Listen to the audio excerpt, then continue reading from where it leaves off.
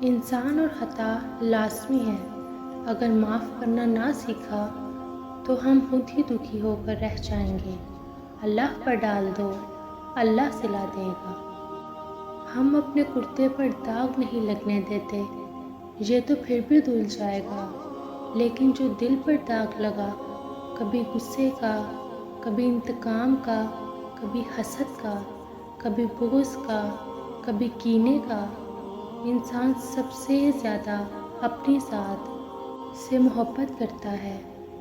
یہ معمولی سے کپڑے کو داغ سے بچاتے ہو، جو سب سے قیمتی چیز ہے، دل جو بادشاہ ہے، اسے بھی تو صاف ستھرا رکھو۔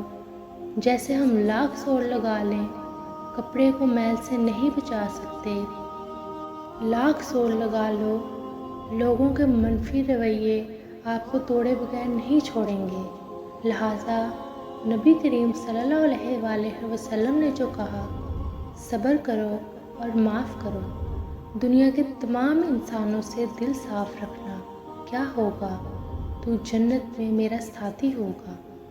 اللہ معاف کرتا ہے، ہم انسان معاف نہیں کرتے۔ یہ سارے گڑھے جس میں ہم گرے ہوئے ہیں، یہ اللہ نے نہیں کھودے، ہمارے کھودے ہوئے ہیں۔ اللہ تو عیب پر پردہ ڈالنے والا ہے، بخشنے والا ہے۔ اس کی سب سے بڑی صفت ہی بندے سے اس کی محبت ہے۔ تنگ دستی میں سخاوت کرنا، غصے میں سچ بولنا اور طاقت رکھتے ہوئے معاف کرنا بہترین نیکی ہے۔ دنیا میں وہی لوگ سر بلند رہتے ہیں جو تکبر کے تاج کو دور پھینک دیتے ہیں۔ یہ زندگی 2 دن کی ہے، ایک دن تمہارے حق میں اور ایک دن تمہارے مخالف۔ جس دن تمہارے حق میں ہو اس دن غرور نہ کرنا، اور جس دن تمہارے مخالف ہو اس دن صبر کرنا۔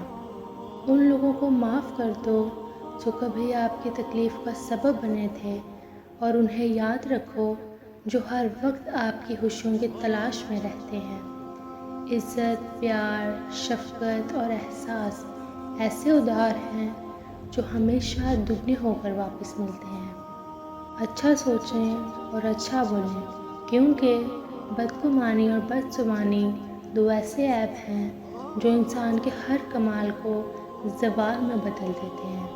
کوئی تم سے بھلائی کی امید رکھے تو اسے مایوس مت کرو، کیونکہ لوگوں کی ضروریات کا تم سے وابستہ ہونا تم پر اللہ کی عنایت ہے۔